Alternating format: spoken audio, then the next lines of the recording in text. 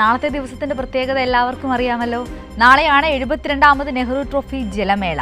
പുന്നമടക്കായലിൽ ഒരുക്കങ്ങളെല്ലാം പൂർത്തിയായി കഴിഞ്ഞിരിക്കുന്നു. മുഖ്യമന്ത്രി വി ഡി സതീശൻ മത്സരങ്ങളിൽ ഉദ്ഘാടനം ചെയ്യും. 22 ചുണ്ടൻ വള്ളങ്ങളടക്കം 77 വള്ളങ്ങൾ നാളെ പുന്നമടയുടെ ഓളപ്പരപ്പിൽ മാറ്റിവെക്കും. 72ാമത് നെഹ്റു ട്രോഫി ജലമേളയ്ക്ക് ഒരുക്കങ്ങളെല്ലാം പൂർത്തിയായി. മുഖ്യമന്ത്രി വി ഡി സതീശൻ മത്സരങ്ങൾ ഉദ്ഘാടനം ചെയ്യും.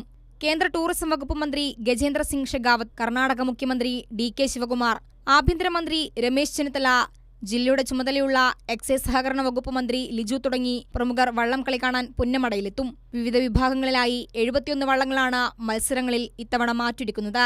22 ചുണ്ടൻ വള്ളങ്ങളുടെ ആവേശകരമായ മത്സരങ്ങൾക്കാവും നാടും ജനങ്ങളും കാത്തിരിക്കുന്നത്. ഓഗസ്റ്റ് 22 രാവിലെ 11 മണിക്ക് മത്സരങ്ങൾ ആരംഭിക്കും. ചെറുവള്ളങ്ങളുടെ ഹിറ്റ്സാണ് ആദ്യം നടക്കുക.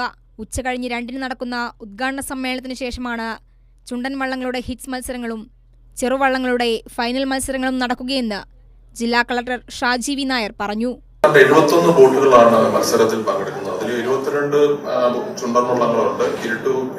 ചുരുളൻ 2 ഉണ്ട്, ഇരുട്ടുകുത്തി 3 ഉണ്ട്, ഇരുട്ടുകുത്തി B 16 ഉണ്ട്, ഇരുട്ടുകുത്തി C 14 ഉണ്ട്, വെപ്പ് 5 ഉണ്ട്, വെപ്പ് B 4 ഉണ്ട്.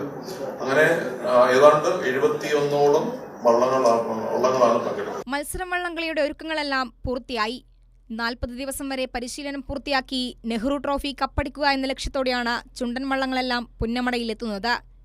കുമരകത്ത് നിന്നും ശക്തമായ ടീമുകൾ ഇത്തവണ മത്സരത്തിൽ പങ്കെടുക്കുന്നുണ്ട്. മുൻപുണ്ടായിരുന്ന ചുണ്ടൻ വള്ളങ്ങൾ കൂടാതെ ഇത്തവണ 2 പുതിയ ചുണ്ടൻ വള്ളങ്ങൾ കൂടി മത്സരത്തിനെത്തുന്നു.